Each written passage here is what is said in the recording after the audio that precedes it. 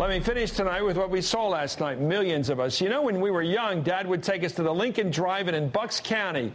He'd bring a six-pack of Pepsi to save money because the refreshment stand was for rich people. Anyway, sometimes it was $1 a carload, a pretty good deal when you got 5 brothers packed into a station wagon. And some nights, we'd get Dad to turn it around, that station wagon, backwards so that we could open up the back and look right at that big movie screen.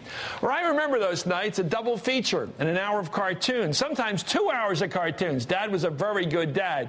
I was thinking of all this after watching last night, the night of the State of the Union. Think about it. There was a big double feature. The president gave a big, majestic speech about the future. The Republican Paul Ryan gave a respectable speech on cutting the size of government. And then there was the big cartoon show.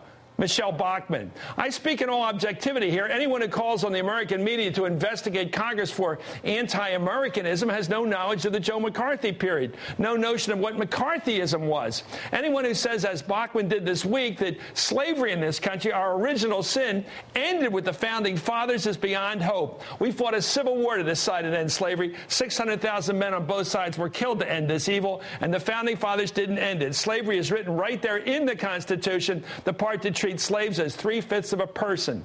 People know this. You and I know this.